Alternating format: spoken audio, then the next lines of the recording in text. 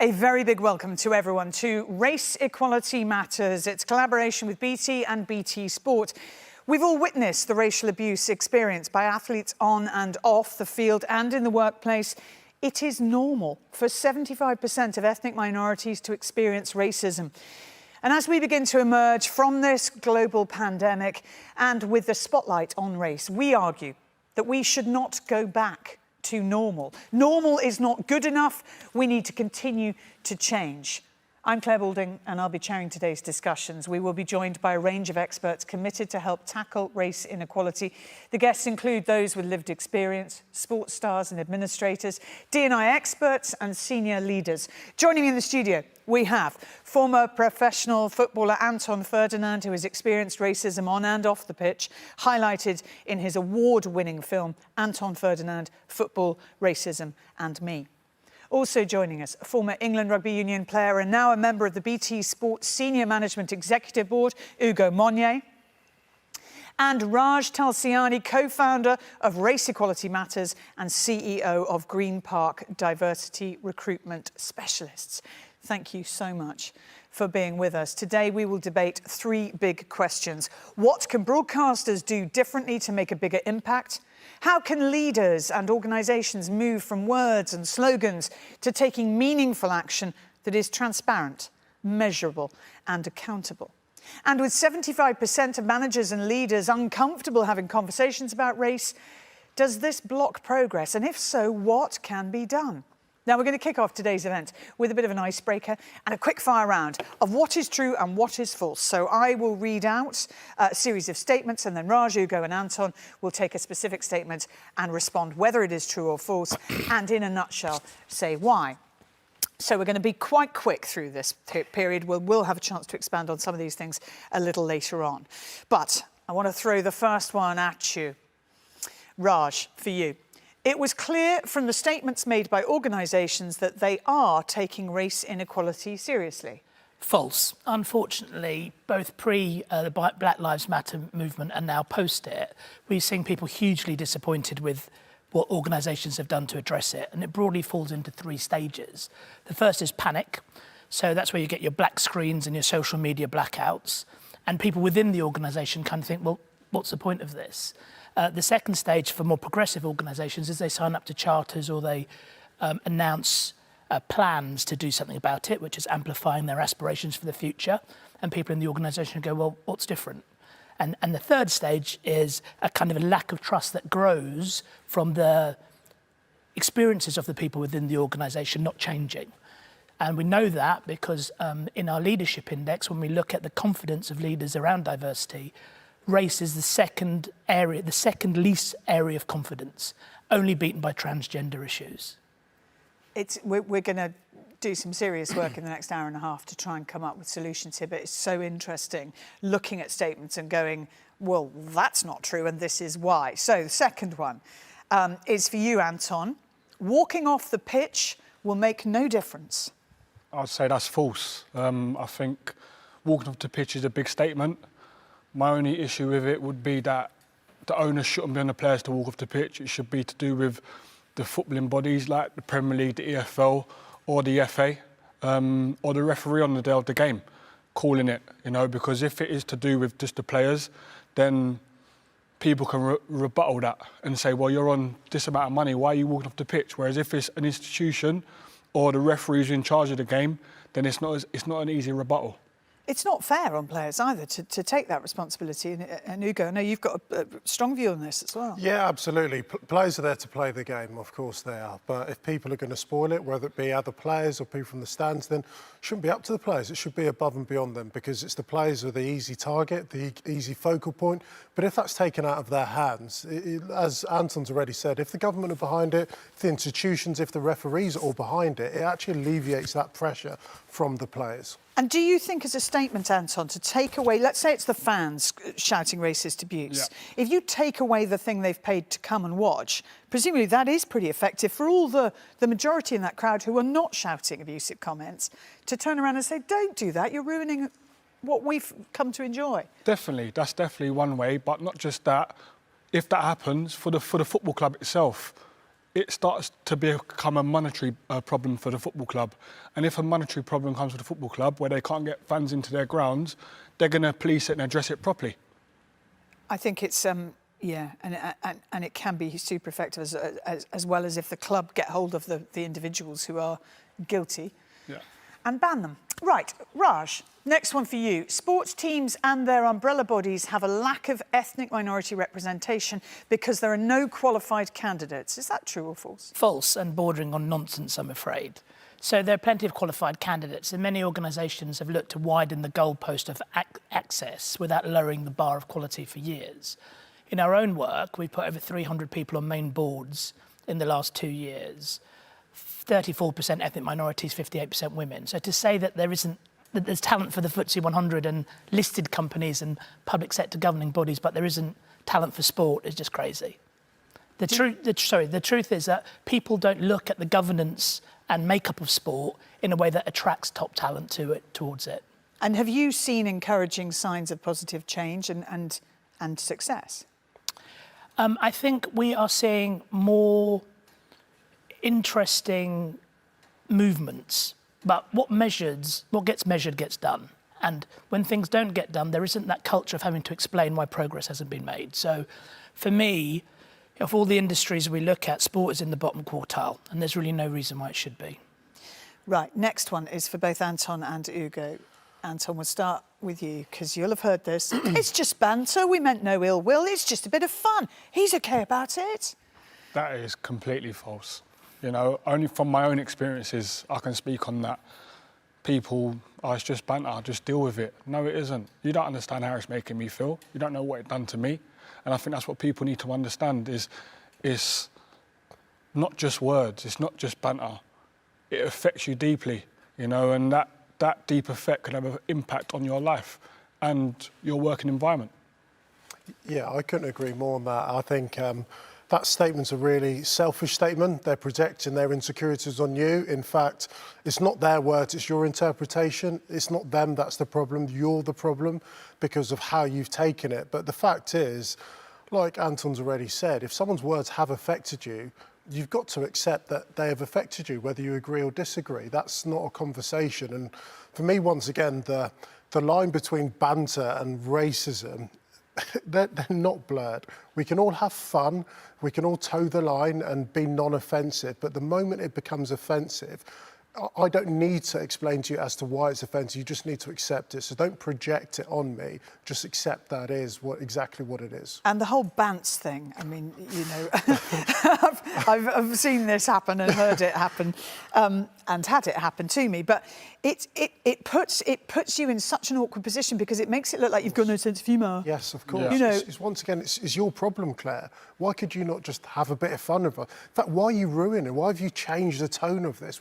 We were just having fun, but once again, it's taking the responsibility from me, who's offended you, to it's your fault, not my fault. I don't need to change. You need to change your sense of humour, and that's so wrong. We know it is. And that's where the term the race card's coming out again. Yeah. That's where that comes. When you challenge it in the right way, oh, he's using the race card, or she's using the race card. You know, that's how it portrayed. That's how it comes across. But the fact of the matter is, in what we're living at the moment, you should know whether that's right or wrong. You should know. There's no excuse now to go, oh, it's just banter. That's irrelevant. Like you said, Hugo, the lines ain't blurred. Yeah. There's no grey areas on this. Of course. So let's call it for what it is and deal with it. yeah. Next one, Raj, is for you. Adverts, marketing and websites often reflect the diversity of an organisation. False. If you want to know the diversity of an organisation, you can look at their website and you'll find their board of directors and their senior leadership team. Most of the people on websites are actors, and unfortunately, when people in that organisation look at that website, they kind of think, well, this isn't our reality around here. So unfortunately, this is an area where corporate culture is allowing websites and marketing to be the fighting ground for diversity, as opposed to the diversity being critical to the organisation achieving its aims. And it is interesting, the message they're trying to portray and it being actually completely opposite to what they really are. Well, sometimes it's naivety, sometimes it's wanting to do good. If we look at most senior leaders, they're not confident in these areas. So they go to HR and their own diversity departments to give them advice. But our 2021 Business Index shows that the pipeline of ethnic minority leaders in HR and diversity and inclusion functions are amongst the lowest of any of the functions in the corporate world. So we're kind of giving the wrong people the wrong opportunity to solve the problem.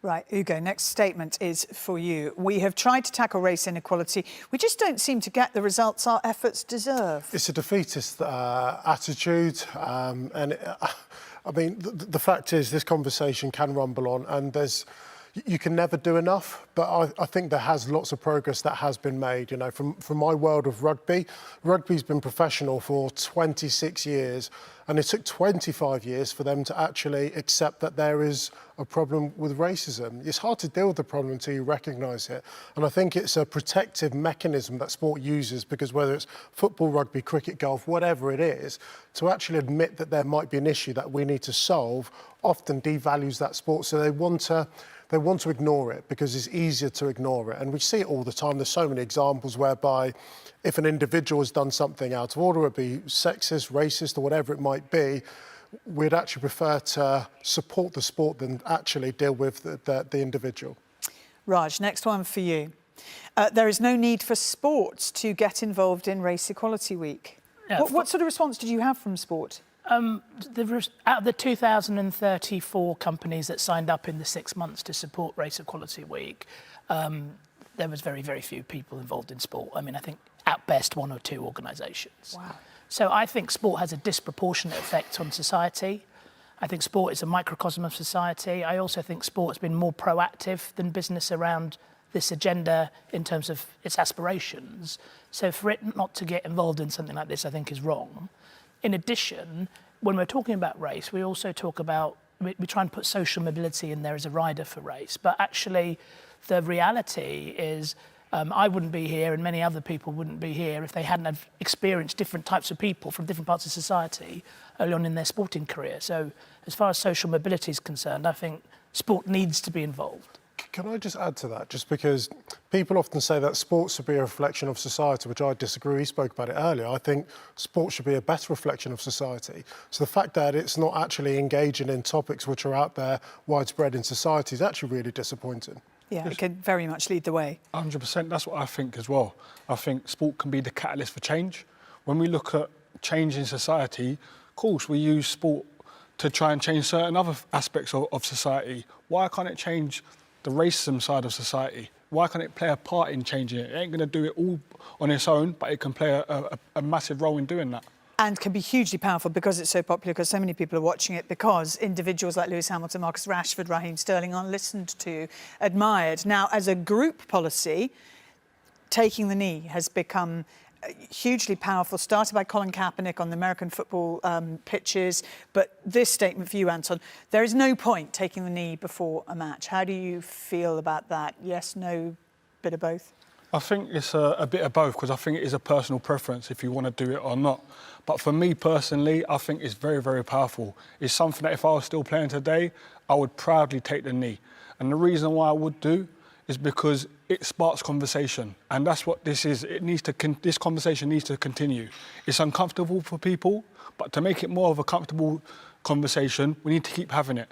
And what I mean by it sparks conversation is it takes a young person or anyone to see someone taking the knee that they aspire to be and go, oh, mum, dad, or so-and-so, why are they taking the knee?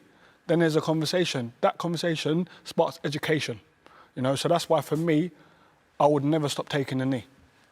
Fantastic start. So many things to discuss and hopefully solutions to come up with as well.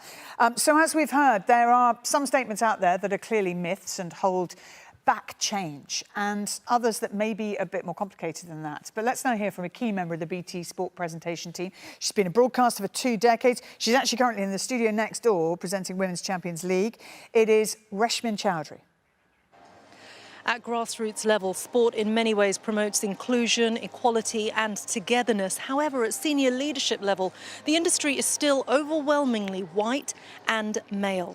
Until we open the entry points and begin building a diverse leadership pipeline, the upper echelons of the sports industry will remain closed to a large portion of great British talent and will continue to lose out on the business benefits that diverse and representative decision makers can bring. With the pandemic and Black Lives Matter marches of 2020 having heightened public awareness of race disparity in the UK, we have a unique opportunity now to drive real change. We all have a part to play in levelling the playing field so that everyone, no matter what their race or gender is, that everyone has a fair chance to compete. Race equality matters, so let's not go back to normal. Now is the time to act.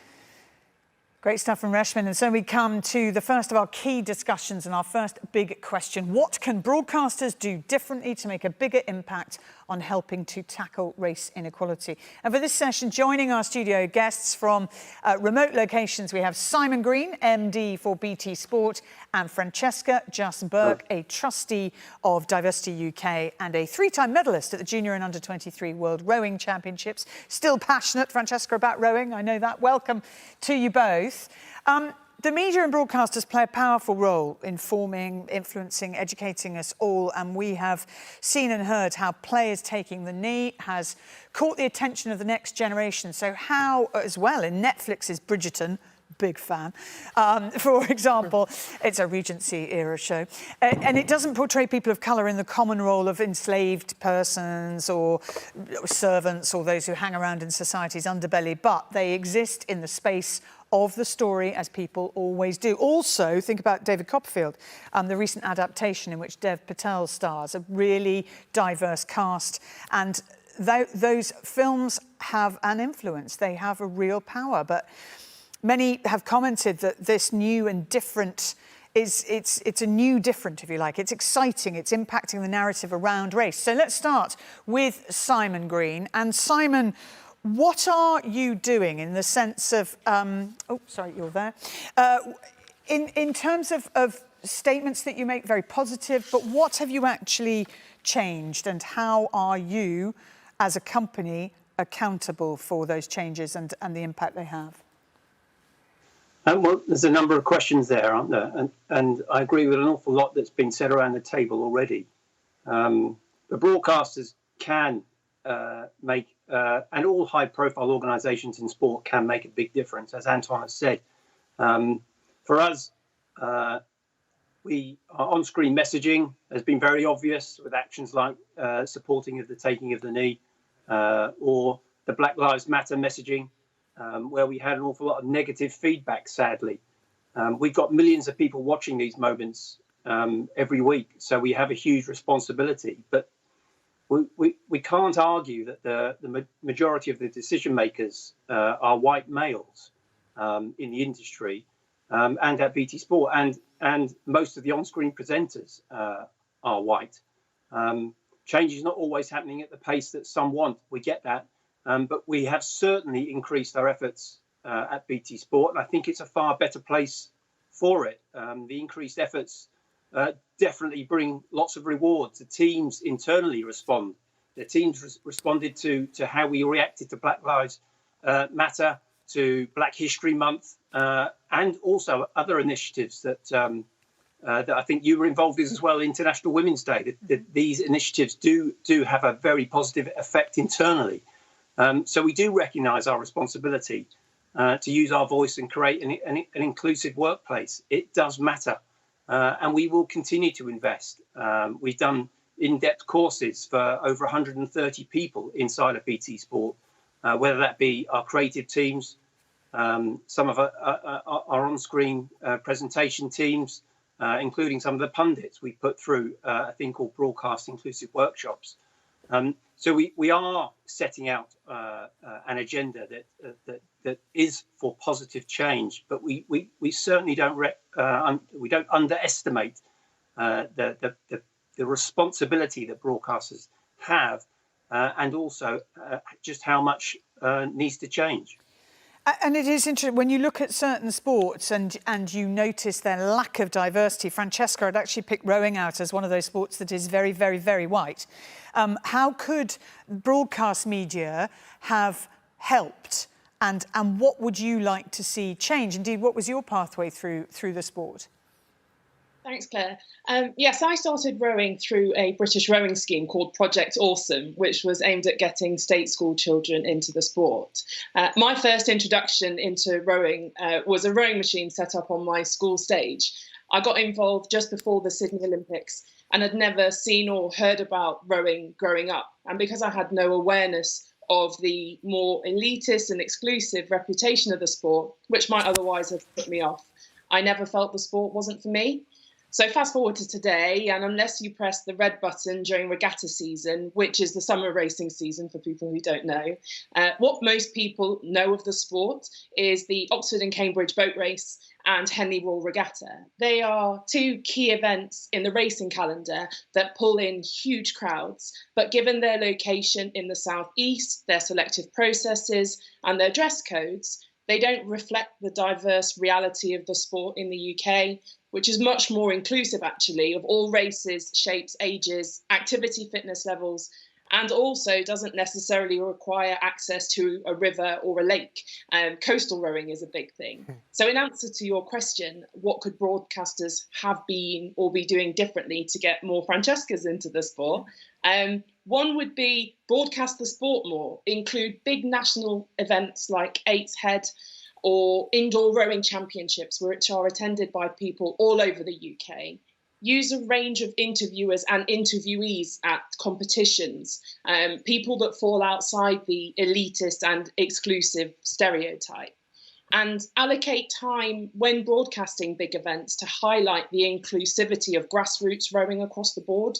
So showing indoor rowing programmes targeted at state schools, but also coastal learn to row courses for adults. Basically, people should be able to switch on the TV or tune in online, see a wide range of sports, and also see that sports cater to people like them at grassroots level. It's interesting, Francesca, making the point there about the experts we see and hear from on screen. Now, Anton and Ugo, you both are on screen as analysts. And actually, Anton, I know you're a mentor as well, aren't you, for young people wanting to come into broadcasting. How difficult is that leap, and what are the things that you need to be aware of to be good at it? Yeah, it's very difficult, but opportunity is key. 100%. You need that experience to actually enhance what you're doing. But also understanding the importance of your role is massive. You know, when you're a broadcaster, you can control someone's narrative. So you need to understand and respect that you can control their narrative in a positive way or a negative way. And for me personally, I've seen things on radio stations when we're talking about an incident that happened with Rangers a few weeks ago, where I heard people on the radio saying, we can't really... we need to look at it as an alleged thing because UEFA haven't done their job yet. They haven't formulated their opinion or what they're going to do.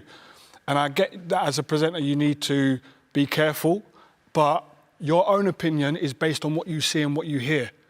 And so for me, going on the show and talking about that specific thing, I based my opinion on what I saw, which was a guy cover his mouth, say something, and then I saw the reaction, a reaction that I only know too well. So based on my experience and what I've seen, I know what's happened. You know, then you hear the words of Steven Gerrard. I trust the person that's saying something happened with my life. I take that in consideration.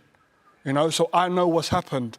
But if you don't want to be on one side or the other, use your platform to call out the right people. So why not be on the radio station and say, UEFA, where are you? What are you doing? We've not seen you take this seriously yet, but this is something that needs to happen and you need to take it seriously and you need to take it seriously now.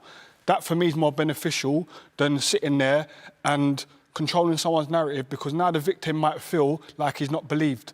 And from my own experiences, that's not a place that you really want to be as a victim. Ugo, obviously you've got a role now within BT Sport that will have influence on decisions that are made, as well as being hugely influential on screen. What difference do you think we can make? I think Anton's right. I think the first thing is you've got to understand the privileged position that you're in. I think once you understand that, you can then understand the impact that you can have on people, and actually think opportunity comes second. The first thing that I think we need to do is address that there's a lot of people at the moment that don't believe that the media world is for them. So automatically, there's a mental barrier which needs to be overcome. And that's a historical thing. We can't change what's happened. We can change what happens going forward. So to actually express and go out and search in areas that we may have not even explored before and say, if you're a young boy or girl, you can get into the media. The next thing that needs to happen is some level of mentoring. So Anton's doing a brilliant job at that. And coaching. If you want to be good at something, you've got to practice it, but you have to have coaching available to you, because it's unfair to go out, search in places you never searched before, not harness that talent, not mentor them, give them a position, and they can't do it. It almost reinforces the very reason why I didn't go searching in the first place. So the glue, the meat and the sandwich is the coaching. The first thing is tearing down that mental barrier, and then the third thing is actually providing opportunities. Talent pool of people that want to get into the media, it's saturated. However, what more can we do? And if we are to go and seek for people in front of camera, behind the camera, from underrepresented communities, it's almost double jeopardy. It has an impact of being able to find someone of brilliant talent, but also speaks to a community that feels as if it's not for them. Yeah, and it is actually, Raj, interesting as well, not just in sport, but I mentioned Bridgerton, I mentioned David Copperfield, but Line of Duty, Unforgotten, all sorts of programmes that one watches now where you can see that it is not an all-white cast in the positions of power, and it is not all black actors getting arrested for committing a crime, which when you look back at 70s, 80s, 90s drama, it was always like that. It's changing. It's changing in front of the camera. If you look at the composition of the leadership teams and boards in media, it's changing very slowly.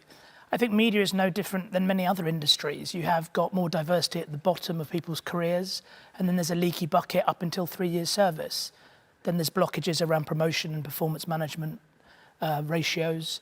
So it's the culture of the organisation that creates the conditions for inclusion, and inclusions that create the conditions for better productivity. So for me, this is all about culture and trust, and unless you see it, you don't think you can be it.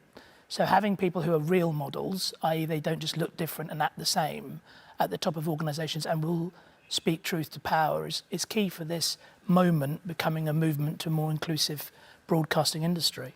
Anton? Just to pick up on something you just said there, that's powerful, about looking different but acting the same. This is where it needs to be the right person going in. You know, I think what we're seeing now is an influx of ethnic minorities being taken onto the screens, but are they the right people? We don't know, and what I mean by that is, are they the right people in terms of, if something does come up, are they going to be the same as what's been previous to them, or are they going to be different and call things for what they are? And I think that's where it becomes a thing. If we are going to create positive change, which we all want, is using the word challenge in the right way. And I say this a lot. I'm not here to challenge your authority, but I'm challenging you to be better. And there's a difference in that. And people need to understand that. You know, if I'm challenging your authority, that's a different ballgame. But if I'm challenging you to be better, you need to take on board, you need to try and take on board what I'm saying, because I'm coming from a place of experience. And that's something that may well help you in time to come. So, Simon, if I could come back to you, in terms of BT bringing through diverse young talent, what are you investing in training and where are you looking? We have various schemes that we've initiated around the local communities. We found ourselves as a business that was inside of East London with a majority white West London broadcasting executive and staff back in 2013. And since then, we've invested in various initiatives around the communities that we sit within to try and open up opportunities for people to join at the bottom, including our apprenticeship scheme, other schemes where we've worked with local schools to invite them to come in and use the facilities to showcase that there is a world that can offer careers in broadcasting to a population of people who, quite frankly, 7 or 8 years ago really didn't believe that they would be welcomed into the industry. And so some of those schemes, they have changed us as a business. We are very different as an organisation because of the influx of young people that have come into the business. But a lot of what's been spoken around the table today about continuing to offer up the opportunities and to allow the people that have come in at the bottom to really develop a career, we still get that there's an awful lot of work to be done and thinking to be done to ensure that the opportunities that are offered in the end mean that people are able to pursue a career and reach their full potential. Francesca, you said earlier in terms of rowing, your call is to the broadcast to show more of it. There is also, we can now, which we couldn't do 10 or certainly not 20 years ago, we can create more noise around the sports or the individuals through social media. How much is rowing doing to, or indeed YouTube, to make films about individuals who are in the sport already? And indeed to create awareness of opportunities that might be there in coaching and the sort of support squad around a crew? I know that British Rowing, as part of the GB rowing team, and also clubs like Fulham Reach, for example, and also Love Rowing, the charity of which I am a trustee, are all filming videos to demonstrate the diversity and inclusivity of the sport. And that's increasingly part of market campaigns and also fundraising campaigns, trying to get the message out there that there's more to the sport than what people naturally see on television. And they're very aware as well of not just focusing on one certain type of success. So, for example, people that go from, I guess, the state. Oh. We've just had, Francesca's just froze. Oh, sorry, Francesca, you just froze there for a second. Just pick up again. Okay. Go on.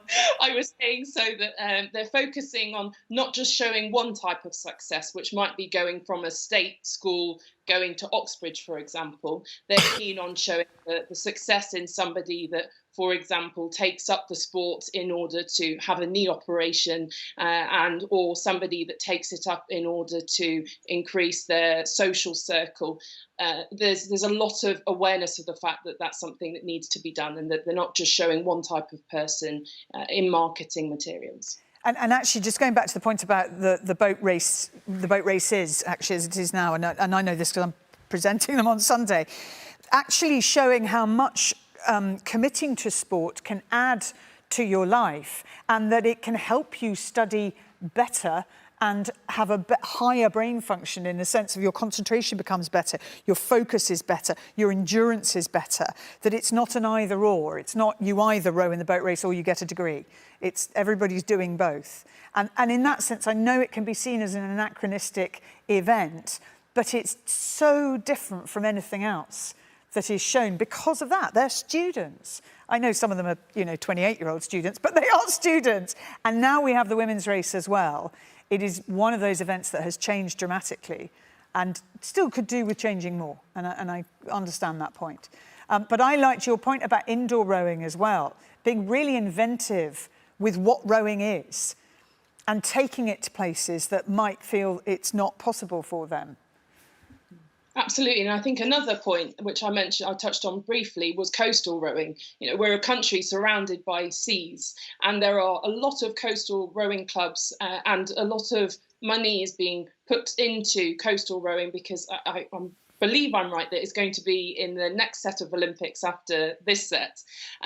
So there's a lot of opportunity there. People often think about the skinny little rowing boats rowing down the Thames, and actually there's so much more to the sport now. And also even throughout lockdown, there's been a big increase in Zoom. There are other platforms available, but Zoom ergos, reaching into people's living rooms, those that have rowing machines to access. There's so much more to the sport than we actually see at the moment. So my plea to broadcasters would be, please do show everything that is available, not necessarily on primetime television, but make it available online on platforms like this.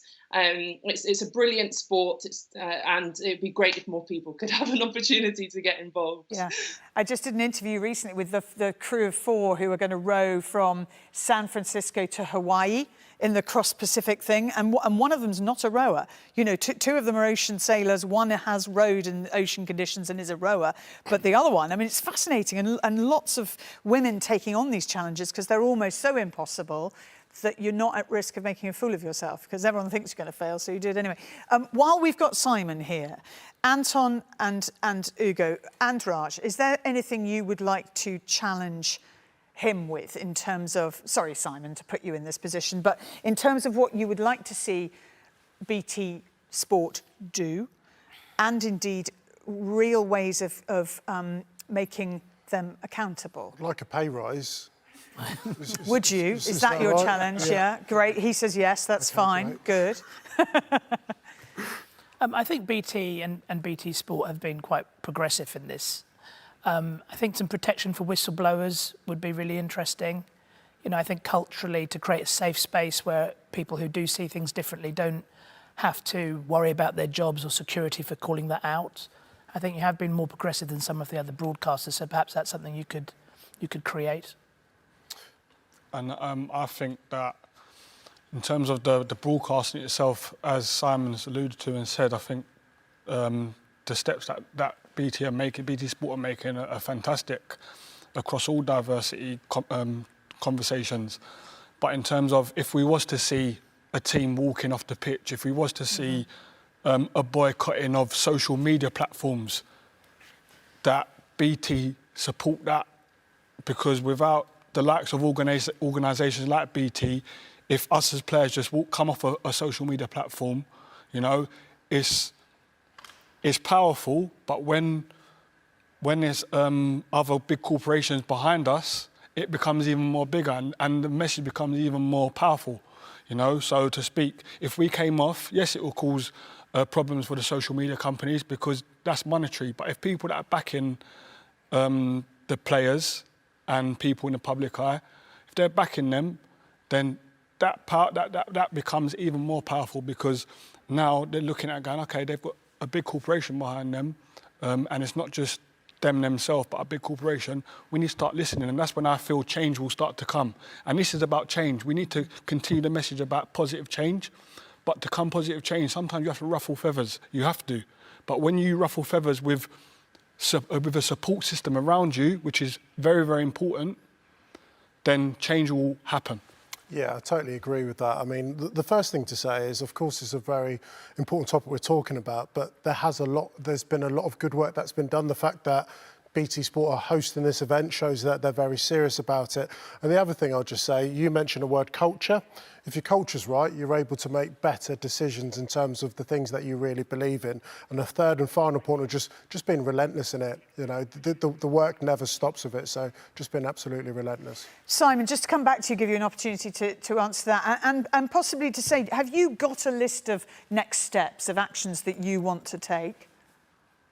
We do have an initiative that we want to undertake next is to actually set ourselves some specific targets because although a lot of the work that we've done over the last year and beyond, we have addressed a lot of these issues that we've been talking about today in the past. But some of the specific target setting, I don't think we've been as strong as we could have been. And that is something that we are going to address very, very soon. I hear what all three of the contributors have just suggested, and particularly Ugo at the end, who mentioned the culture. We are trying to be as listening and hearing as much as we can around all of this, so that we can improve our culture. I don't believe that our culture has ever been perfect. I don't believe any organisation has a perfect culture when it comes to addressing these type of issues. But we are certainly trying to take on the responsibility very, very seriously of being a broadcaster and attempting to continue driving home that culture matters. Culture does come from the top. I do get that. I also and led by my organisation, BT, and the leaders at BT as well. So we pick up a lot of the culture that comes from there. So we're not just isolated as BT Sport, but culture is extremely important. And it is something that we do not underestimate in terms of how we need to evolve. Brilliant. Thank you so much to Simon and to Francesca for joining us and being part of the debate. Thank you. Really, really interesting. And we're going to hear now from another superstar of the football world, Anton's big brother, Rio. Research carried out by Race Equality Matters found that 75% of ethnic minority employees interviewed had experienced racism and 95% had seen others face microaggressions. 100% believed that allies were integral to levelling the playing field for equal opportunity and race equality. Anti-racism is a team sport, and calling out bad behaviour should not be the sole responsibility of those discriminated against. We need everyone's support. Now is not the time to sit on the bench. Now is the time to act. Thank you to Rio. And joining us remotely for our next panel session, we have Paul Cleal, OBE, who is an equality advisor and the architect of the recently launched Premier League's No Room for Racism Action Plan. We also have Jackie Beer, who's BT's Global Director of Diversity and Inclusion. And we're joined by Baroness Helena Morrissey, the founder of the 30% Club, which has made a huge impact on gender representation in the boardroom, also chair of the Diversity Project, and also made sure that the boat race became the boat races and included the women's boat race as well. So lovely to see you all. Thank you for joining us.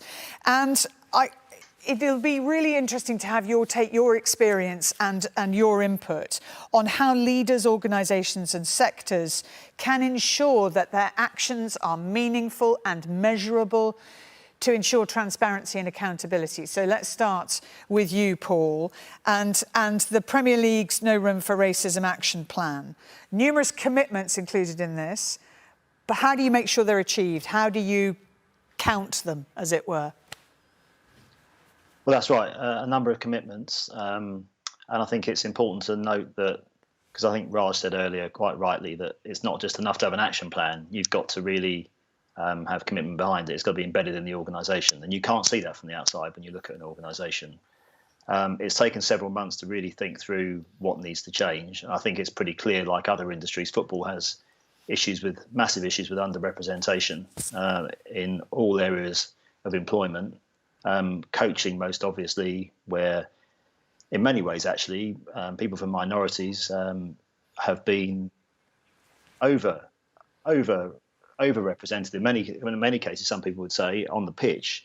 But in terms of representation in managerial positions, it's been a completely different story, and people haven't been able to develop their careers.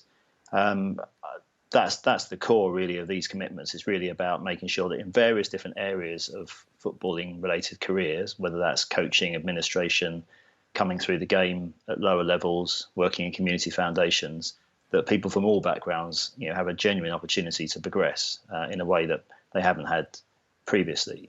So that's critically what this is about, and it's about trying to work out sustainably how to provide those opportunities for people, and that's what the team are working on now. And it's not just the diversity team; it's embedded across the Premier League, and of course, it's not just about the Premier League as an organisation; it's about the 20 clubs as well, because that's where the majority of the jobs are. So we've consulted the clubs and discussed with them. And the clubs have been working very hard for the last 4 years on the equality standard, developing their processes and procedures. And Raj will know very well, we've talked before, that those sorts of policies and procedures aren't enough in themselves to change the world, but they do provide a good foundation. And I think we've got that in place now. So I'm optimistic with the right leadership, and Richard Masters, the chief executive at the Premier League, has been consistently committed to this going through the last few months that I've been involved in terms of developing the plan, that those sort of cultural changes that the panel's been talking about, will come in the Premier League as an organisation, and I can see it changing in the clubs as well. So I think there's a lot to do here, but ultimately leaders have got to set themselves really clear targets, be transparent about those targets, and accountable, to the public, their customers, and everyone who's looking at them. And be prepared to be measured and held to account. And you can say anything you like in an action plan, but in 1, 3, 5 years' time, people can judge you by your actions and whether things have actually changed. And being clear about what needs to change, and I think the Premier League is clear about that. And then putting in place the plans to deal with it is the way forward. And, has anything actually changed? Has anything actually changed yet? I would say so. Yeah, I think there are more programs. There are some positive action programs, for example, in coaching. We've got 6 black coaches recently started on one of our programs, jointly run with the PFA. There's the Football Leadership Diversity Code that set the targets for improving the representation in coaching. And if you actually look at this season, it's still nowhere near enough. But there's been 15% of this year's appointments have been black managers at the first team level. So I think there's signs of change. We've got a lot further to go, though, Claire. Anton, jumping to come in. Go on. Paul, just a question for you. Using the word transparency and accountability, which for me, I love them words when we're talking about racism, because without that, we'll never change anything. But in saying that, you as a Premier League, if one of your delegates are in the games, which they always are, every Premier League game there's a delegate there, if they hear or find out there's been any racism, whether it be from the stand, whether it be from the pitch, would you sanction or would you like to see one of your delegates go downstairs and call the game off themselves? Is that something that could happen? Because when we're talking about the players walking off the pitch and all the onus on them, why not onus on the Premier League? Because if the Premier League take the players off the pitch, it's not something that people can actually moan about, because you're a massive corporation. Would you like to see that? And also, if players were to come off of social media, would you support that in a way that the social media companies would have to listen? Because let's be honest here, the Premier League is a massive, massive corporation. It's a massive, iconic brand. With that type of backing, we're here playing football for you guys and doing really well for you and making you guys a lot of money. And we make a lot of money ourselves when we were playing.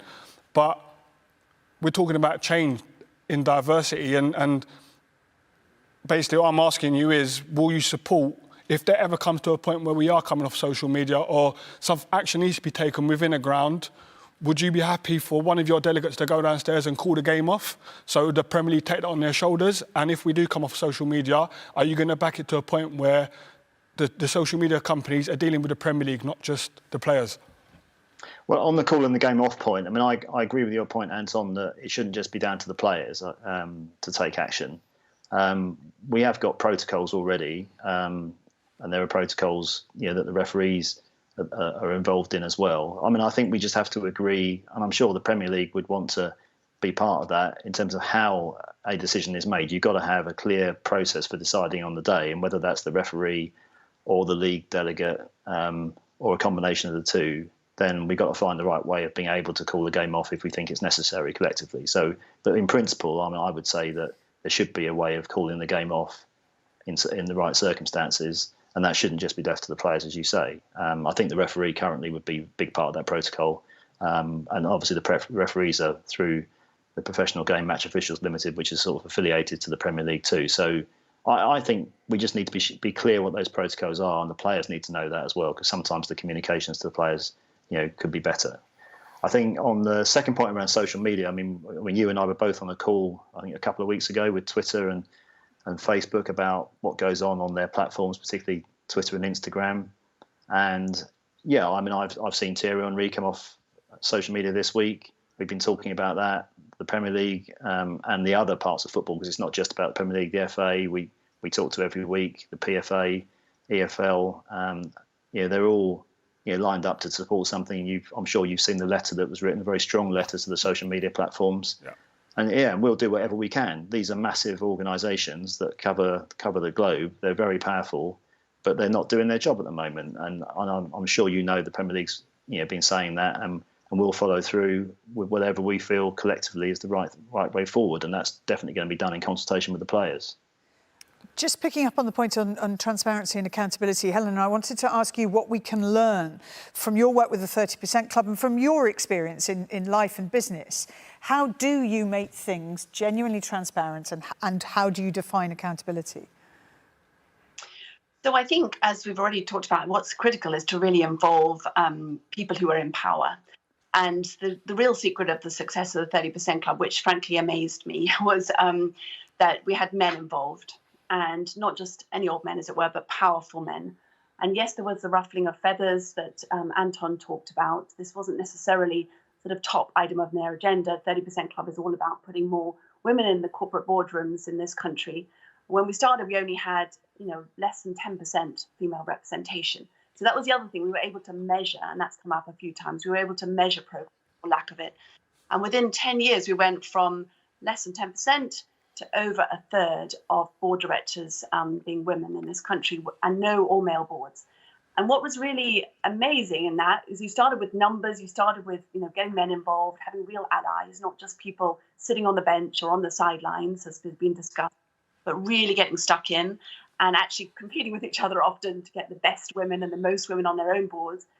But we then saw the sort of lens through which everyone looked at this changed. And suddenly this became obvious that that was a better way to run business. And it's given me great hope, actually. You can, in quite a short time frame, really, once you get the formula right. And I hear so much this afternoon that's so exciting because it's very much along the same lines as we took, that you can then really motor and you can actually see impact. And it sometimes happens really slowly to start with, but actually what you're doing is shifting the lens of what's normal.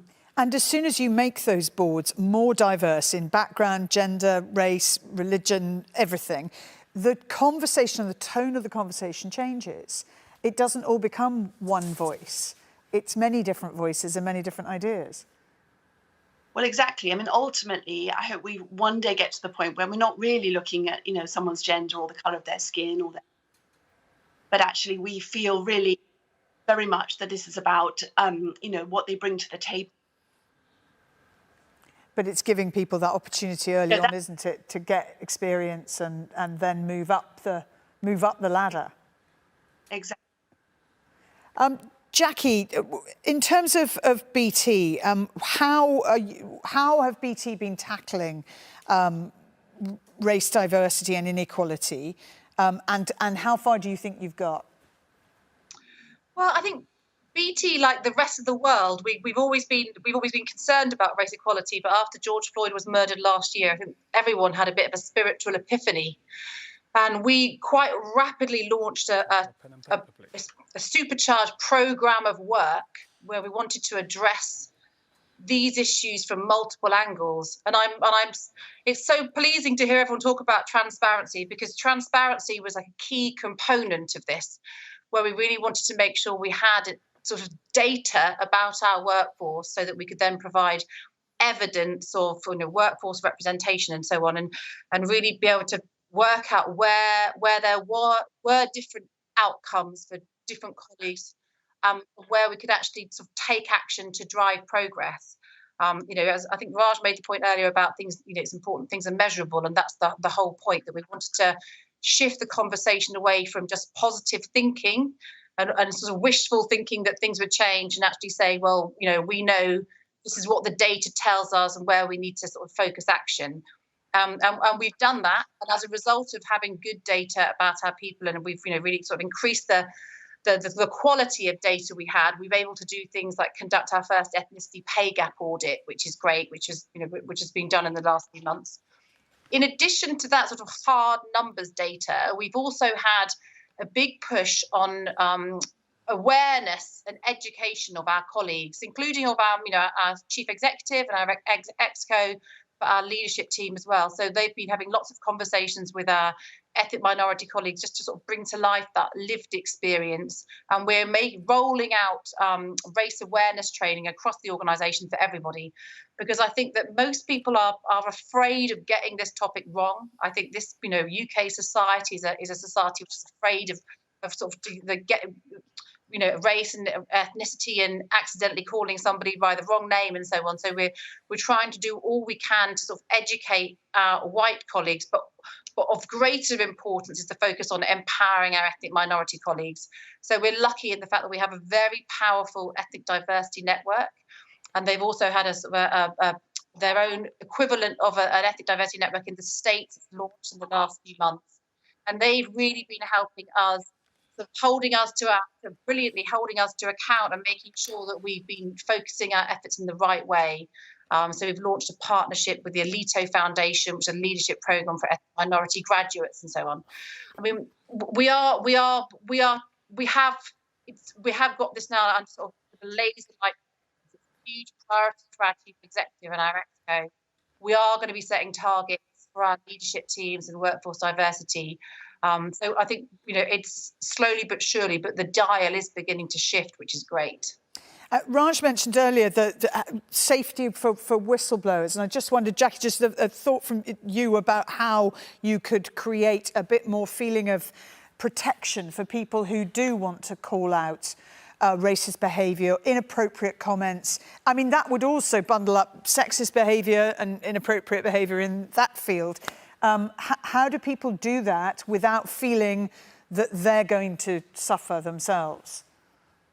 Well, we do already have like a whistleblowing helpline. I can't remember I think it's called Safe Line or something, where people can make these kind of sort of blow the whistle on and so on. But we also have there's a direct line into my team for people who want to raise concerns with us. But I think it does also come back to the wider culture of the business, which obviously Simon spoke to, and we've been very loud about our attitude and the zero tolerance attitude the organisation has to anything that's racist, sexist, homophobic, and so on. So our leadership team have made a video, and we are tracking the nature of complaints, and if those complaints are on our social media platforms, if internal social media platforms, if those are reported, we do take quite swift action. But I mean, if organisations don't already have their equivalent of Safe Line or sort of a route in where people can raise concerns where they and feel safe in doing so, I would agree with Raj that they should quite quickly do that. Raj, in your experience, what is the best method for big corporations to follow in terms of accountability and transparency? How do they do? Because some are awfully reluctant to be transparent about anything because they feel it will damage them. Yeah, I mean, it's difficult because each organisation starts in a different place, both in terms of its capability, but also in terms of the trust in it by its consumers and its staff. Governance from the top needs to be part of this conversation. So you can talk about making boards more diverse, but if that diversity on boards has no effect on the organisation being more inclusive, then you're kind of bringing people in just for them to leave. And we see a lot of that kind of revolving door in mid-management. I think, as we've seen today with the kind of Disparity Commission, a lot of people don't care about reports, they don't care about action plans, they don't care about good intent in the future. What they care about is, have they seen anything change? And is there enough trust in that organisation when they do make a mistake, and people make mistakes, for them to say, well, actually, that's a one-off? Or is it something like, Starbucks, where something happens and everyone's like, well, of course, you'd expect that from Starbucks. So the reality here is we're dealing with trust, we're dealing with perception, and there's no cookie-cutter approach that will work, particularly not cutting and pasting what works in the States, because the UK is a completely different environment. That's fascinating. And Helena, I know again from the work that you've done and you talked earlier about getting men on side is really important. Getting allies on side in this continuing quest is absolutely crucial, because everybody's got to understand that we are working to a better place. Exactly. It's not just the problem for the unrepresented people, of course. Trying to fix here is everybody's problem. It's a societal problem. It's a problem across all sports. And actually, I mean, if I can confess, I found it quite difficult as a white middle-class, middle-aged to do what I believe is right and to be a real ally, because I think, well, what's she doing? Talking about, racial equality. But I genuinely believe that it needs people like me, white men. It needs everybody to get involved. Otherwise, we will just be seeing change around the edges. And how do you therefore what are your tips to becoming a successful ally? Well, I understand that, because I didn't really know this before, that actually an ally is someone who sort of binds themselves to outcomes. So it's not sitting, patting someone on the shoulder and encouraging them from behind, but you're actually saying, actually, my success is bound to yours. So, I mean, in my case, I have some mentees, so I do some mentoring. I made a pledge to myself, actually, that I would do something every single week So it wouldn't be a one-off, like signing a pledge, signing a charter, which has been already maligned because it makes you feel good, but actually doing something, whether it's a conversation like this, whether it's writing something, or whether it's mentoring somebody. So I've just decided I'm going to do something every week, and it may not be everything, and it won't be everything. It can't be. It's just what I can do, and I will spread the word, and I will do what I can, and I hope that others will do the same. Because if we all did, then we would move the needle pretty quickly. Helena, thank you so much. I know you need to shoot off to another meeting, but thank you for your time. We'll continue discussing this because, Anton, I wanted to ask you, actually zeroing in on Premier League football coaches, the type of person that gets the top coaching job and the type of person that doesn't. What is your experience, what you've seen of how is that driven towards the good-looking white man getting the job? Well, it's clear for everyone to see. You see the likes of Steven Gerrard, you see the likes of Frank Lampard, Wayne Rooney now, who have gone into very, very good jobs and top jobs.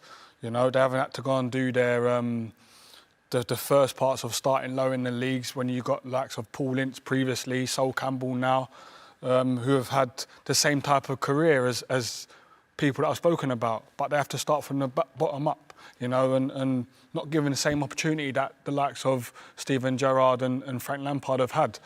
So it's there for everyone to see that there's a difference, but I think the problem that we have is because a black manager isn't associated with success, because there hasn't really been one at the top level. I think that's where the problem is. We need to get someone in there who becomes successful, and by them becoming successful, then a black manager will be associated with success.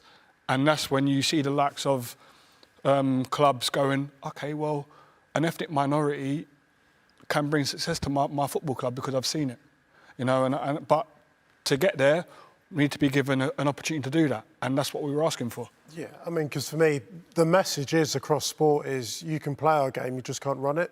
That's just how it appears, whether that's perception, reality, but I think perception is often reality, and often the stumbling block is process. And I know Paul was talking about processes in terms of players walking off the pitch, and I know it's a really tough conversation, but for me, the process and the protocol should be very simple. It shouldn't be on the players, it shouldn't be on the referee, because you can target a player, you can target a referee. It's very hard to put a face to the Premier League. If it was the Premier League that were to make that decision, they alleviate all the stress and pressure of that one individual. It is their league, they need to protect it. Paul, there's the challenge, and you're all too aware of it, aren't you? It's a tough job ahead, but because you are in a position of immense power because of what the Premier League is, it's really exciting as to what could be achieved. I think it's a fantastic opportunity. I'm really encouraged by it. I think Hugo makes a great point about responsibility, but I think obviously you've got to decide on the day what the problem is. And if the problem's on the pitch, then the only people who can hear it are the players and the ref. So we need to have a protocol that works. I'm excited because I think for the first time in these debates, the heart and the head are heading in the same direction. We've known for a while, we've talked about it rationally, that diversity is really important. There's been reports written by McKinsey and others to say it, but it hasn't changed things. I think Black Lives Matter last year triggered a lot of emotion, and I think it's connected the heart to want to do things as well as the head sort of understanding it's rationally important. And we've seen in football, and Anton's been part of it, that because there was a time obviously when there were no black players either, about how much difference diversity has made. And it's diversity that's driven the quality of Premier League football upwards on the pitch, because it's a brutal meritocracy. You have to be good. That isn't true off the pitch enough. And we have to challenge people, to use Anton's word, to be more meritocratic, get the best people in the jobs, and that will mean, logically, we have more black coaches as well. No English coach, white or black, has won the Premier League in 30 years since it started, nor have they won the Champions League. So we're not giving the chances to the best people at the moment, and I really believe we need to do that, and there's a great upside here for English football if we get it right. Paul, just to pick up on your point, and you used the operative word is logic, and you're absolutely right. If an incident took place on the pitch, players and referees can hear it, but it doesn't mean the decision needs to land there. We've got VAR, which has come into it. a walkie-talkie costs you 10 quid. If a referee spoke to a Premier League delegate and said, this is what's happening, and takes the decision out of their hands, because we know what will happen. You know, none of us here are silly. If a referee calls the match off, it's his face on the front pages, the back pages. If a player walks off the pitch, it's their captain that's getting slammed as well as the player. We saw it just a few weeks ago with Rangers. It needs to be taken away from them. If the Premier League have autonomy over that decision, and that process between a ref, a player, a Premier League delegate is an easy one, we can get over that. But that has to be the process that takes place. It takes so much burden away from the players, which effectively end up having to deal with it and live in it and breathe in it, whether it be on the pitch and away from the camera. Yeah, I agree. We need to get the right protocol. Absolutely. And we've got a chance to completely start again with obviously fans coming back into the stadiums after a period of emptiness and silence. That if we want football to be a sport that we can admire, that sets a standard, that encourages others to a higher set of values, then it needs to start again from the restart, from crowds being allowed back in. Just to pick up on that point, when you're Paul, you're talking about having a protocol, and a protocol needs to be put in place. Who's part of that protocol? Is it just the Premier League? Are any of the players involved in it? Because essentially, we're the ones out there playing football. And I'm not saying it needs to be myself, but someone who's had experience of racial abuse on social media or being involved in an incident on the pitch. But are we involved in these conversations? Because effectively, as much as it affects us more because we're on the pitch dealing with it, you know. So are we involved in them conversations to put together the protocol that's going to be put in place? Because if we are as a collective, if it doesn't go wrong, we've got to look at ourselves and put in terms of what we contributed to the protocol being put in place, you know. Or is it just the Premier League going to do it, and then we have to adhere to what the Premier League want? Are we involved in them conversations?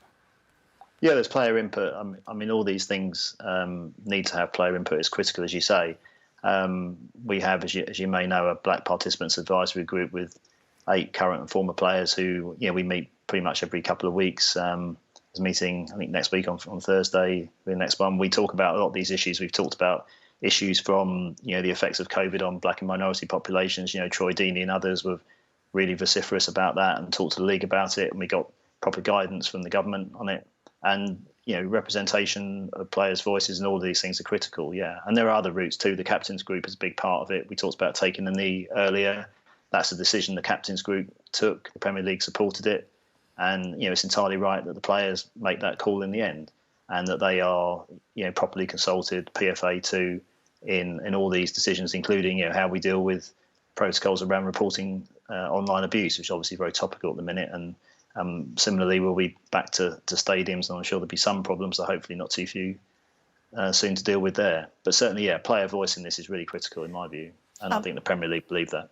Paul, thank you so much for your time, Jackie as well, and for such an interesting discussion, and to Helena Morrissey, who was with us too. Thank you.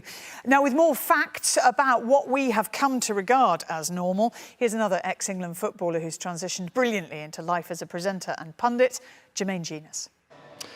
Despite 33% of Premier League players being from an ethnic minority background, only 5 out of the 92 Premier League and English Football League managers and head coaches are ethnic minorities. It is normal that club managerial opportunities are few and far between for black ex-footballers, and on the rare occasion we are given an opportunity generally in the lower leagues, it's under the circumstances where chances of success are very slim. Let's not go back to normal. The events of 2020 have heightened public consciousness of race inequality. Now is the time to act together. We can make an impact and drive real change because race equality matters. The wonderful Jermaine Jenas now joining us remotely. For our final panel, we have Amma Afrifa-Chase, and she is Head of People, Wellbeing and Equity at Mental Health First Aid England, and Dr Yvonne Thompson, CBE, is Chair of the Radio Academy and the Parker Review Committee, and Sanjay Patel, the Managing Director of The 100. He is responsible for developing the ECB's new 8-team domestic competition and also the Executive Lead on Equality, Inclusion and Diversity for the ECB. Welcome to all of you. Thank you for joining us. And I wondered if we could first of all get a sense, Amma, from you about what you feel are the absolute priorities and how to get things done effectively as well as quickly, because this can't go on and on and on. Hi, Claire. I think what we need to think about is very much around how we can make tangible actions stick. So it's not necessarily about words and narratives. It's more about what are we going to do in terms of processes and changes. So if we're looking at it from the perspective of mental health and well-being, the narrative and the journey of mental health and well-being so far has been that it has moved in certain dimensions. You know, we have worked, Mental Health First Aid England have worked with over 20,000 workplaces around mental health training. But the key thing around that is that whilst organisations are worried about what to talk about and how to talk about it, it's very much fundamental about how that shift really happens. You know, whilst there has been some change, and I don't think there's been much change until the pandemic last year, which really shone a light on mental health because the nation was going through it in different ways, in different forms. The key thing was very much around that the narrative and the experiences were really being amplified and heard, and some things were changing and some things were being made different approaches in that sense. So for me, I think the key thing is when we're talking about it from a workplace perspective and applying the race equity lenses is actually when you look at your culture of your organizations, what is that truly saying? You know, what are you looking at in the perspective of an inclusive way and lens? Are you looking at it holistically from the experiences of people of color and Black people, and looking at it from the perspectives of their lived experience? Are you creating spaces for those voices to be amplified and heard? And actually, once those spaces are created, what are you doing about that to actually make tangible change? Are you looking at your policies and changing them? Are you actually making real tangible actions and commitments that say we are going to make a change, whether it's zero tolerance, whether it's how we approach things, where we look at our leadership team and actually there is no diversity there? You know, how do we approach the mental health conversation in workplaces? Are we being very inclusive in the sense that, you know, when we talk about race and racism, it does truly impact. And actually, when we look at it from a subvertive racist, when we look at it from a perspective where it's not overt racism or discrimination being actually happening, what are we really doing to make sure that those individuals that are experiencing it are not just being put to the side? So for me, I think the things to make it really quick is there might be some quick actions, but I think the long-term piece is how it's sustainable, because those quick actions can be seen as a tick box exercise, which we've been here before. We've heard it all before. It's, oh, yes, we'll look at policies, we'll hire and we'll have, you know, X% of people in our leadership coming through. But actually, what are you really doing to change the culture within your organization? And for me, that is really looking about accountability from the top, responsibility of everybody else, creating those safe spaces for not just conversations to happen, but once those conversations have happened, that the change is imminent, and actually communicating back to your employees, your staff, and more particularly the people of color and Black people in your organizations, that this is what we're going to do and how you can hold us accountable for that. I think there's huge things around education. So we've talked about this numerous of times where it shouldn't be the onus of people of color and Black people to educate our white colleagues and peers as to what racism is about and you know, privilege and all that. You can do that at a touch of a button. So the question then becomes, and I heard that you were talking about allyship in your last set, the question then becomes, what does it mean to become a true ally? And let's face facts, it's going to be uncomfortable. It's not going to be something you might necessarily want to hear about, but you have to put in the work. You have to get over being uncomfortable, really change the narrative. Yeah, and it's that point about starting the conversation. And actually the survey carried out by Race Equality Matters indicated that 75% of employees believe that managers and leaders are uncomfortable having conversations about race. Yvonne, you would be very aware because you talk to a lot of boards and sector leaders. Do you think that is a barrier to change, that people are uncomfortable talking about it in the first place? Oh, thanks very much, Claire. It's a great question. But just before I do answer that question, I want to really congratulate Raj and the Race Equality Matters team for putting together this great event, but also for BT for taking the lead and taking charge on facilitating such an event. One of the things that I do believe that, yes, it is a barrier. There is a barrier.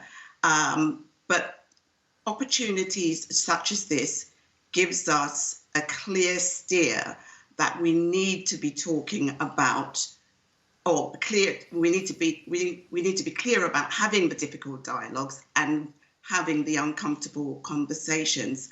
I do believe that many C-suite senior managers are still not comfortable having the uncomfortable conversation or the difficult dialogues, and they need to look at it in more depth. I think it's easy for them not to do it.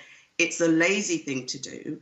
But until they stop recruiting people in their own image from the red brick universities, until the recruiters and the headhunters are giving a clear steer about diversity lists, and not just bringing to the board the usual suspects, there will never be change. There'll never be the creative diversity. There'll never be the diversity of thought, nor will there be the culture, what I call the culture ad.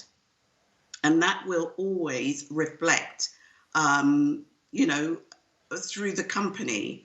The company will never reflect their audiences if they are a truly diverse company.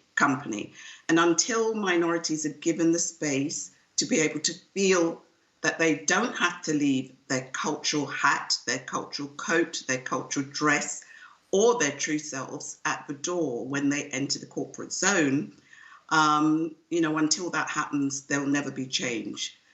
We all know that according to the McKinsey report, companies lock out between 15 and 35% of profitability by not having the diverse race or gender.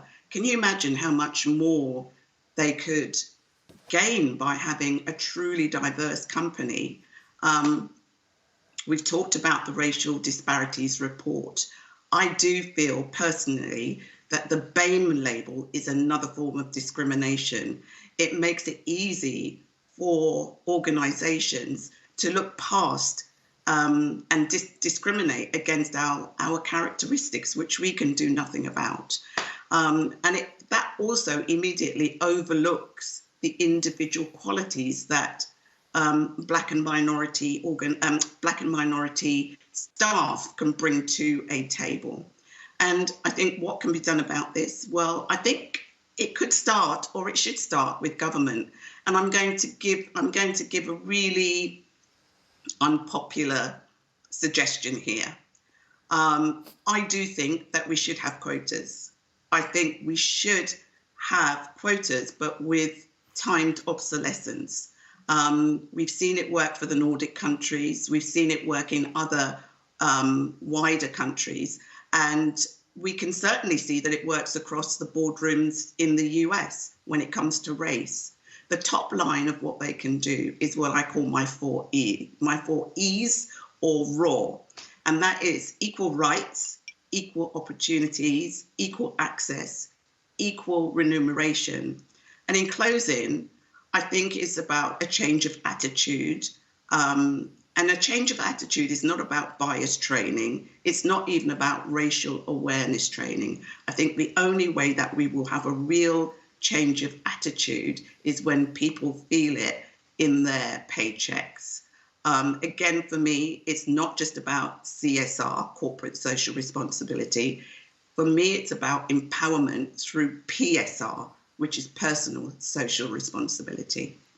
That's what I think can happen. And I love the acronyms, because I've always believed with women's sport, it's about R&R, it's about respect, and it's about reward. And having equal respect and equal reward brings women's sport up to the level where it might even start to be equal with men's sport. But Raj, I wondered if you wanted to make a point in terms of what you've heard so far, and what's your view on quotas? As a headhunter, I think quotas are a great idea. As a human being who's campaigned for racial equality since I was about 18 and been hospitalised in 3 racial attacks, I'm not quite sure we're ready for it. I also think it goes a long way to not dealing with the underlying issues. So if you are an ethnic minority in an organisation and you're missing out on promotion, the reason for that is often the manager does not have the relationship or confidence with you to deal with performance issues early.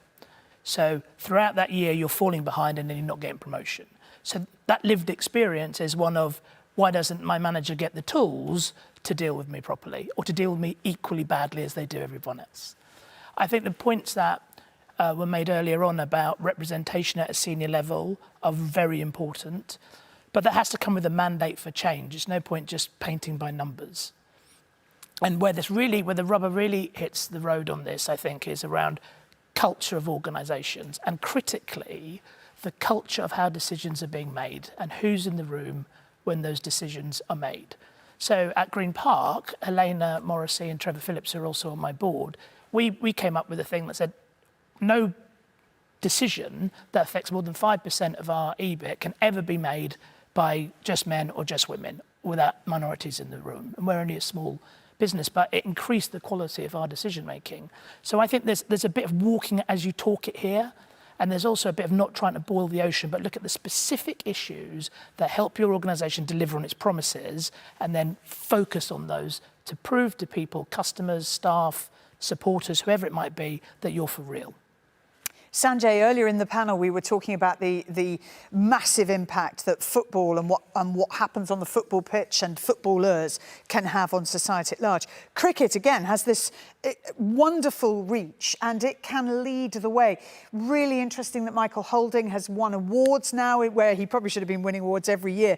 But the speech that he made, the honesty with which he spoke about his experience, I think Nasser Hussain as well has talked about how he'd always felt he had to hold back, and now he's much more likely to say what he thinks needs to be changed. What have you noticed, and in developing the 100, how are you helping make the new world of cricket different? Look, I've been really encouraged by the conversations that cricket had over the last 6 to 9 months. I mean, if we're being honest, this isn't a new conversation for sport. It isn't a new conversation for cricket. I think the key difference now is people are listening to this conversation. And we've managed to have the uncomfortable conversations. And actually what that's led to is, one, there is an acceptance. There's an acceptance that what we've done in the past perhaps hasn't been good enough, but we need to focus on what we need to do in the future around issues in race. There's also now a better understanding.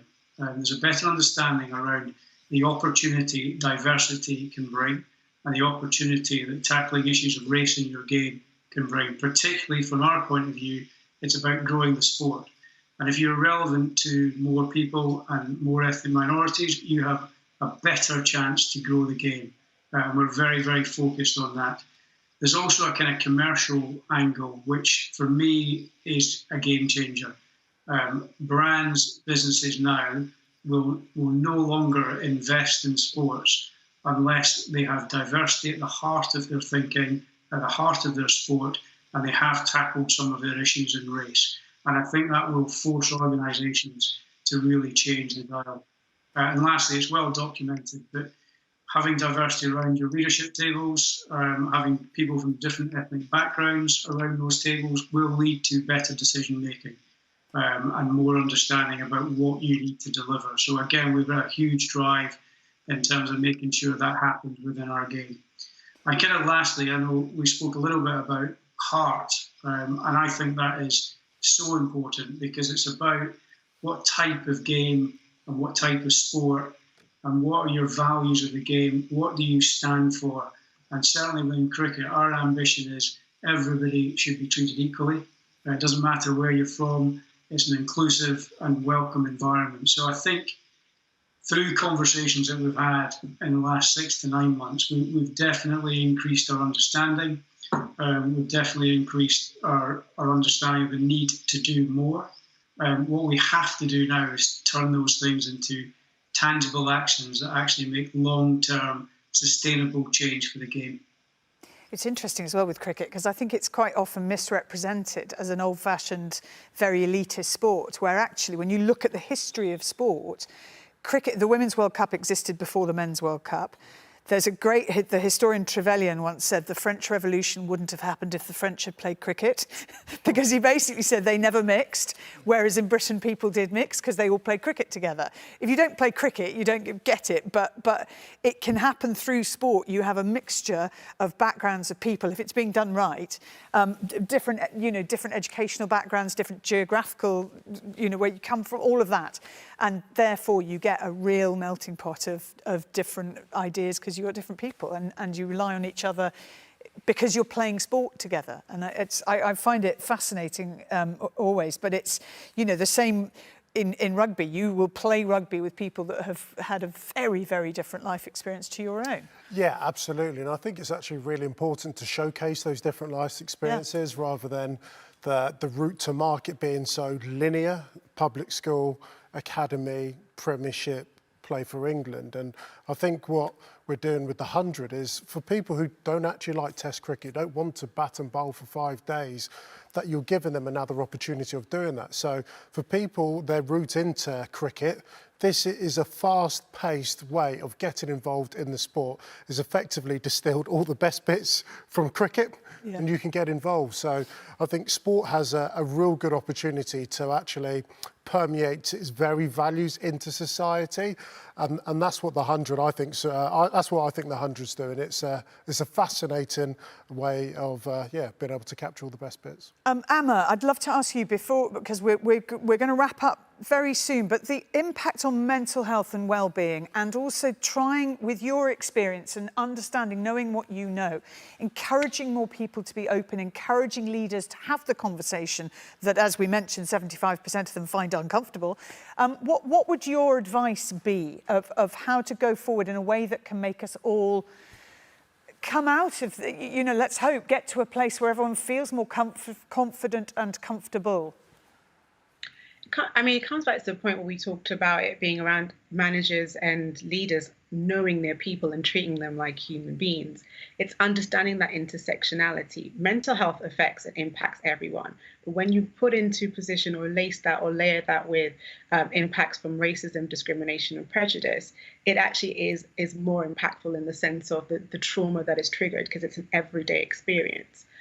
The perspective of being more inclusive for me is more about understanding that there are different life experiences and having those right conversations where you're doing, whether it's through your well-being check-ins or just having those conversations where it's just honestly asking how people are doing, honestly asking about how, and understanding that, it's something that you need to build. Like with every relationship that is built on trust, people need to understand that you're being honest in your approach and with your integrity. So what I would advise people to do is very much be cognizant of the fact that when we are talking about, or we're talking about it from a race perspective, or even if any other multiple intersectionality perspective, is approaching it as an individual first. That person is a human being that you should get to know and understand in terms of who they are, what makes them tick, what drives their passion, what are they concerned about. It shouldn't just be around workload conversations and that's it. It's about the holistic approach of the identity of that individual. And when you take it from the perspective of heart, mind, and body, then you're thinking about it in terms of, well, actually, how do I make sure that this individual knows that I've got an open door for them to come and talk to, but also how do I then create that opportunity by being vulnerable and leading with empathy. Those are two crucial points where you do go from that compassionate empathy as a leader, as a manager, to think about how you then talk about it from that perspective and opening that person up to then be open to talk to you from their perspective. It should always be them first. And putting them first before you. And that will take time. So for some managers, they have to, again, realize that they have to be consistent. They have to, again, be, as I said, authentic in what they're saying, and then make sure that that individual knows that, they are here to support them. And that's through asking the right questions, checking in about their well-being, understanding that there are certain events that will actually cause trauma, and there are certain incidences that will cause trauma. And so applying that lens of empathy, but also that inclusive perspective, should enable people to have the right conversations and start building the right trust that employees look for in their line managers.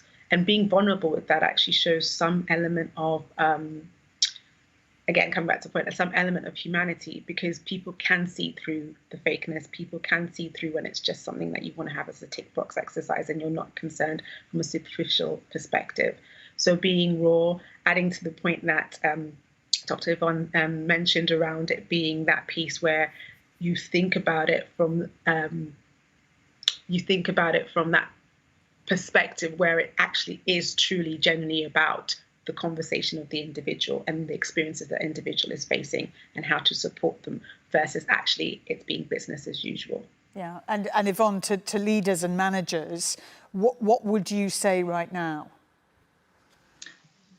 To be honest, it's very much that's already been said, but it is really about dealing with people on a personal basis. As I said, personal social responsibility. We all know what corporate social responsibility is, but at the end of the day, it also boils down to personal social responsibility, dealing with people, as Amma said, with empathy and emotional intelligence. I mean, one of the, I don't want to put anyone into point at anyone, but one of the worst things that was said to me during the whole Black Lives Matter episode was that, oh, this is all so bad. I feel your pain. I really feel your pain. And this was said to me by a white person. They could never. That was not very emotionally. It was not an emotionally intelligent thing to do or to say. It was a really bad example of how not to be supportive. But again, it is about caring. I mean, through Zoom and these types of electronic ways of meeting, we're entering people's homes, we're entering people's space. It's a perfect opportunity to find out a little bit more about them, whether it is their son or their daughter rushing in and, jumping on them, or the dogs, whatever it is, you're finding out and taking the time, or you should find out and take the time to find out more about individuals. And, as the title of this program, there is no going back. We need to keep moving forward. Everything needs to be looking forward and moving forward. And I dare say that we cannot go back to the norm. This is the new norm. The future is here, and we have to be empathetic, emotionally intelligent, supportive, and really caring about all of our employees, including race, Black employees. So for me, that's the way forward, and those are the kind of things that leaders need to think about. Yeah, absolutely brilliant. Thank you all so much. Thank you to Amma, to Yvonne. Sanjay, good luck with the 100. Can't wait to see it getting underway. Thank you for your time. Finally, a message from another famous face of football on BT Sport. Here's Gary Lineker. Race inequality is a fact, and we all have a position to play in helping level the playing field. Allies are integral in the pursuit for equal opportunities, but being an ally means more than just declaring your support on social media. We must be proactively anti-racist.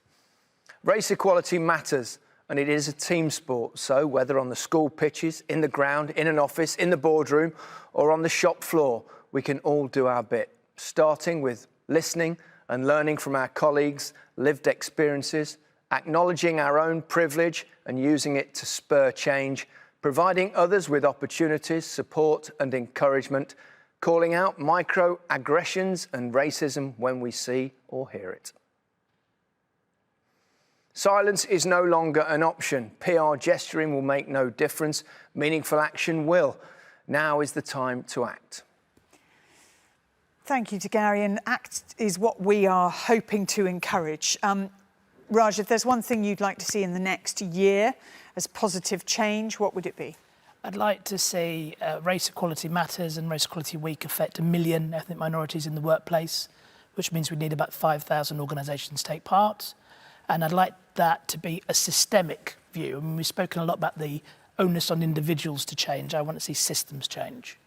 And I think systems changing then encourages more individuals, protects them as well. The points we were making about it's not up to the players to walk off the pitch. It's up to the Premier League to make that call, pull them off. Until the system changes, individuals don't have protection. Well, it's about valuing cultural add and change over cultural fit and the same old, same old. Ugo. Yeah, firstly, to everyone that's actually joined in this conversation and just listened, I just want to commend you and just say thank you for that. I guess what we've seen over the last year or so is a lot of acknowledgement, but it's turned that acknowledgement into action. The title of this is Let's Not Go Back to Normal. I'd love for today to be another catalyst, another adrenaline shot into this sphere, whereby people use the data, speak to their personnel, support them. I don't want the topic of race and race equality to be an add-on. I want it to bleed right throughout every organisation, every company, every institution. Anton. For me, it's more like the title of the show, you know, race equality matters and let's not go back to normal.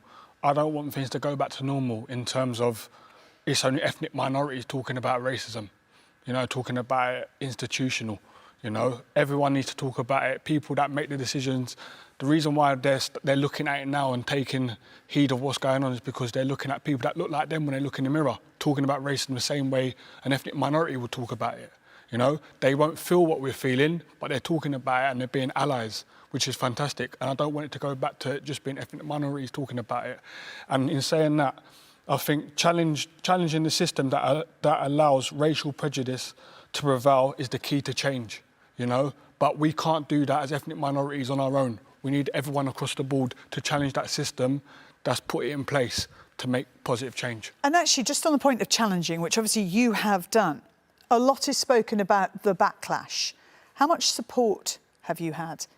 And how much have you felt that support for being brave enough to stand up and say, hang on, this isn't okay? I never started this journey to receive support. I started this journey and gave my own thoughts and what happened in my incident to show people how not to deal with it and how to deal with it, you know, whether that be the FA, the Premier League, the PFA, because a lot of people failed me in my time of need. So using my story to show them that this is how not to deal with a situation, that's what I've done it for. But in saying that, since the documentary's come out, there has been a lot of support, and it's fantastic that there's been a lot of support. But they only supported me because I've now come out and called them and held them to account for what they didn't do, you know. And my message is to anybody who's listening, watching, if they have any type of problem with a racial incident, you know, I'm reachable. I'm here to help. I can put you in contact with the people that can help you.